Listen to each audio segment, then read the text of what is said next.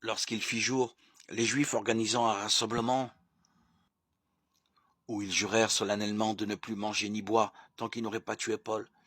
Les auteurs de cette conjuration étaient plus de 40.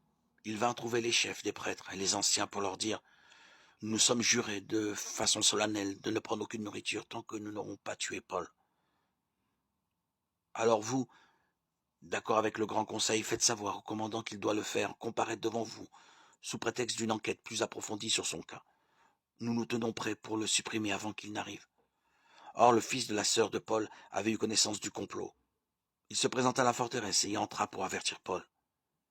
Alors Paul appela l'un des centurions et lui dit « Emmène ce garçon chez le commandant, il doit l'avertir de quelque chose. » L'homme le prit avec lui et le mena chez le commandant. Il lui dit « Le prisonnier Paul m'a appelé pour me demander de t'amener ce jeune garçon qui a quelque chose à te dire. » Le commandant le prit par la main, se mettant à l'écart. Il l'interrogeait en particulier. « De quoi dois-tu m'avertir ?» Il répondit « Les Juifs ont convenu de te demander de faire comparaître Paul demain devant le grand conseil sous prétexte d'une information plus approfondie sur son cas. Mais toi, ne leur fais pas confiance. En effet, parmi eux, plus de 40 hommes complotent contre lui. Ils se sont fait le serment solennel de ne plus manger ni boire tant qu'ils ne l'auront pas supprimé.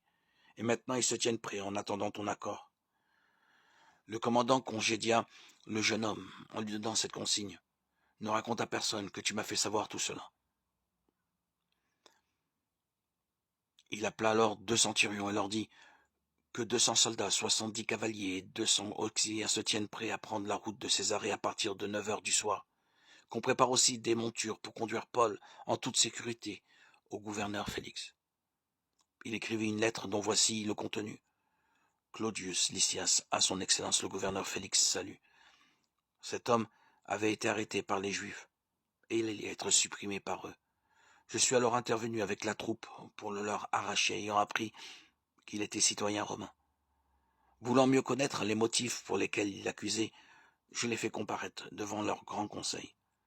J'ai constaté qu'il était accusé pour des discussions relatives à leur loi, sans qu'il y ait aucune accusation méritant la mort ou la prison. Averti qu'il y aurait une embuscade contre l'homme, je te l'ai envoyé immédiatement, en donnant également aux accusateurs la consigne de te faire savoir ce qu'ils ont contre lui. Les soldats prirent donc Paul conformément aux ordres reçus et ils le conduisirent de nuit à Antipatris. Le lendemain, ils regagnèrent la forteresse, laissant partir avec lui les cavaliers. Arrivés à Césarée, ceux-ci remirent la lettre au gouverneur et lui présentèrent également Paul.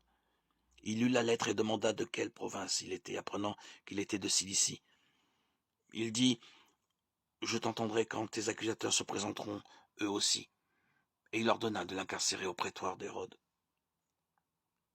Actes des apôtres 23, 12-35.